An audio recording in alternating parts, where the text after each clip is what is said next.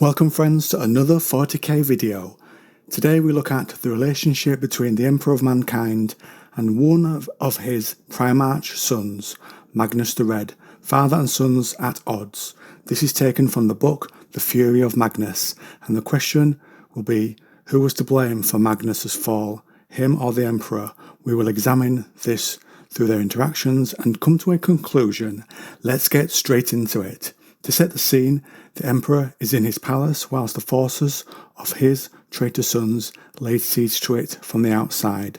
Magnus is allied with them, but wants to go into the palace and take back the last part of his soul to make himself complete.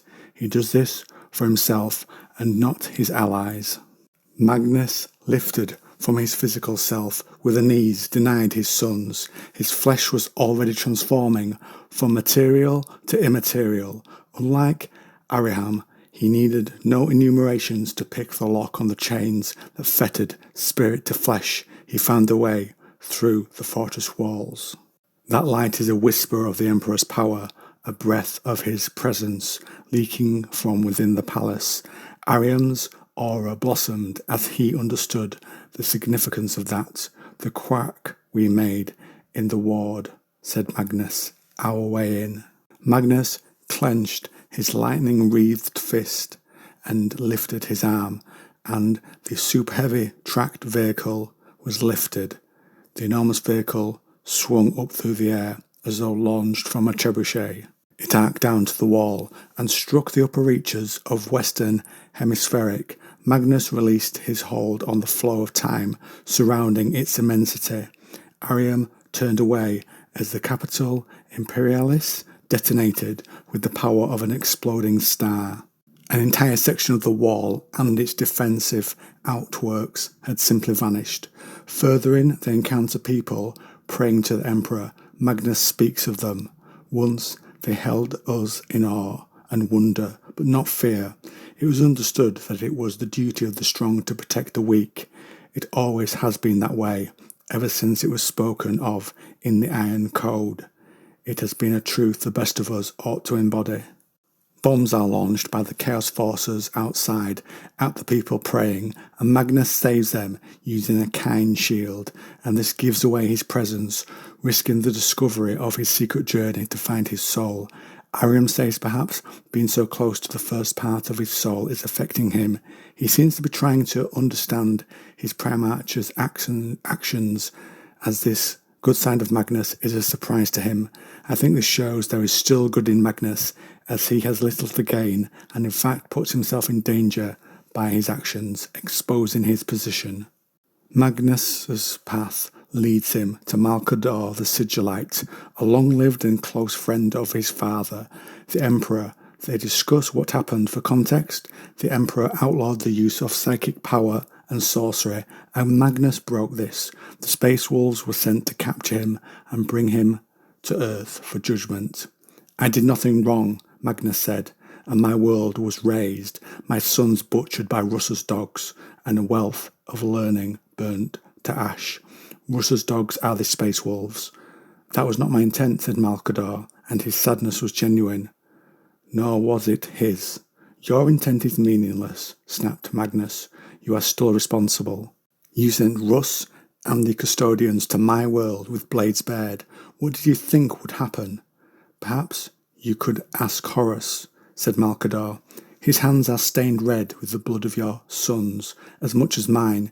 I say that not to pass along any responsibility. I own that decision, and the doom of Prospero is entirely my burden to shoulder. I sent the wolves, I gave them their orders, but I did not foresee how their mission might be co-opted by a single word. Horus had changed their mission to kill Magnus's people there. Malcador here owns his actions. Magnus does not. He does not see, despite being told Horus caused this. He still continues to blame his father and Malcador the Sigillite. Malcador then says, we failed you utterly regarding the warp. We didn't tell you all you needed to know. We gave you the tools to forge your own reality, but didn't make clear what the cost of crossing certain lines would be. The failure is ours entirely, mine and the Emperor's. not yours. But it doesn't change where we stand now. What matters is what happens here, right now, in this moment. Malcador says, "You were always the best of us in so many ways. You had vision. None of your brothers ever came close to matching. Each of them embodies greatness in his own way, but none could see as far or conceptualize the infinite possibilities of existence as you were able to. Not even I could envision the things you dreamed. And yet here we are," said Magnus, "enemies." Malcador shook his head. "That clay is still soft, not yet fixed in shape, and the heat of this kiln has yet to render any transformation permanent." Magnus here shows his immaturity and does not see the admittance of mistakes, ones that will affect his future. He continues to blame and not put the past to rest as it is offered to him. Magnus snapped his fingers. "There it is, yes, the missing piece of my soul, the last and best part of me. When Rust broke me across his knee, I cried out to my sons, and together we cast ourselves into the great ocean," he means the warp by another name, "in search of refuge. It cost me everything to save them from the wolves, but I had already paid the greatest price when I tried to warn my father of Horus's treachery." "I know what that cost you," said Malcador, "but do you know what it cost your father?" "Tell me," said Magnus bitterly. "What did it cost him?" "Everything. After Prospero, my soul was sundered like glass upon stone," said Magnus. "I know," said Malcador. "I spent a great deal of time conversing with the soul shard who dwelled here. In those moments I almost forgot the terror of the war raging across the heavens. Magnus says the peace of his soul and terror is the best part of him. There seems to be blame and hurt here on both sides." "You're wrong," said Malcador. "In that he was never the good part of you. He was just a part of you, no better or worse than any other. Each broken shard of you clung to a memory of part of you, but they were all simply a microcosm of the great soul you always were." Magnus here seems to have believed there was a good part of him out there, which he discovers is just part of him and not a piece of him that was removed. "No," he said. "I felt his goodness, his purity from across the gulf of the space. Even in the great ocean, I felt it. It was shone from me before Horus poisoned the well. It is the best part of me, uncorrupted by all of this." "I am sorry, Magnus, but you are wrong," said Malcador, "and you are too late. He is no more. Magnus, that part of his soul, is a way for him to seek redemption, I think, despite the anger that is in him, and he cannot see what the sigillite is telling him." "I need him," roared Magnus. "What am I without him?" "What did you do?" demanded Magnus. "What needed to be done?" gasped Malcador. In his anger, Malcador is hurt by Magnus, and he cries out on seeing this, what he has done. An avatar for the Emperor appears and speaks to Magnus regarding the creatures of the warp and how he was told by the Emperor they might have tempted him. "You were instructed, you were warned, but you knew better. I knew only what you had told me," snapped Magnus, the light of morning star pulsing out from the length of his staff. "And I will admit to the fault of that," said Revelation. Revelation is the avatar here of the Emperor. "You were birthed to see through any of your brothers, see further than any of your brothers, but I understood the dark and infernal and eternal gratitude of the warp better than you. And when I told you there were places even I was willing to go, and lines I was unwilling to cross, then that ought to have been enough for you. Your conceit is staggering, your arrogance unmatched," said Magnus. So the Emperor states that he had given Magnus warning, but Magnus rebuffs this, not accepting what is explained to him, perhaps too far down another path now. Magnus is then told the Emperor showed him the cracks in the walls so he could speak to him, and because he would not have come if summoned, Magnus destroys the avatar. He looked into the real face of his father, drawing his arm back to hurl his spear. It would be a killing strike, powerful enough to end a god's reign, but he instead says, "I loved you like no other," and weeps. There is still love for the father, though damage has been done. Vulcan Reborn, another of his brothers, asks Magnus if he intends to cast the spear.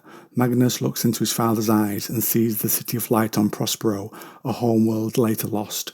The Emperor says he and Magnus can still achieve something. He says he wanted to speak to him, person to person, and Magnus asks what he offers, and that is to fight by his side again, forgiveness. They soared together in the great ocean of the mind and saw the wonders of the universe, and the development of Earth's patterns repeats over and over again in history. Then the glory and unity that the Emperor's sons, the Primarchs, could have brought and should have brought. Your spirit is by my side. As it is now, we fly the great ocean as explorers of the furthest reaches of consciousness, masters of time and space, as we always dreamed. The Emperor says, a version of this future can come to pass if Magnus gives an oath of fealty. The Emperor mentions how he had saved all those people before. He says he's still the son. He's still his son, unlike the other traitor Primarchs. Magnus sees that meaning was the last part of his soul, not what he had sought. The Emperor says that he must give up his legion, and a new one will rise in its place for him. The Emperor has hope for this one of his sons. Magnus says, how could I fight at your side, knowing I had condemned my sons to death? He said, I would look upon these new warriors and see in them the faces of my betrayed legion. What kind of father would I be were I to forsake them? How could you ask this of me? It is the only way, Magnus. We see what can be termed the cold part of his father, the Emperor, who created and destroyed the Thunder Warriors for a purpose for him in the past, very similar to the choice he's asking Magnus to make here. Magnus says no, he can't abandon them. He will find a way to save them. Vulcan also says he would not abandon his legion either, and so Magnus casts the spear at the Emperor. His brother Primarch Vulcan stops it, reaching their father. Vulcan then fights Magnus, hurting him physically. You are all liars, screamed Magnus. You promised forgiveness, then make it acceptable, impossible. You're wrong, Magnus, retorted Vulcan. Your arrogance blinds you. No, roared Magnus. If I must be damned with my sons, I will be full damned. Brother, Magnus accuses others of arrogance while showing his own here. Due to the damage to his body, the last sliver within the Crimson King that clung to the material realm was finally obliterated, his body willingly given to the infernal masters in the darkness of the warp. And with the deepest truth of his powers finally unleashed, the irresistible pull of the ward of the palace plucked Magnus from the dungeon and banished him from the Sanctum Imperialis forever. When later approached to help Horus, the Emperor's traitor son, we see there is no divided loyalty anymore, and likely little humanity left. Go to him, said Magnus, and tell him I am with him until the very end. So what do I conclude here? I think though mistakes are made and admitted, it is Magnus here who, like a son to his father, can't be mature enough to take in others' opinions and let the past go for a healthier, better future. So though some fault must lie with others, the final one must lie with Magnus. Now friends, I turn this over to you. What do you think to the fall of Magnus? Do you agree where the blame lies? Have you breached the walls of the Emperor's palace? Comment down below.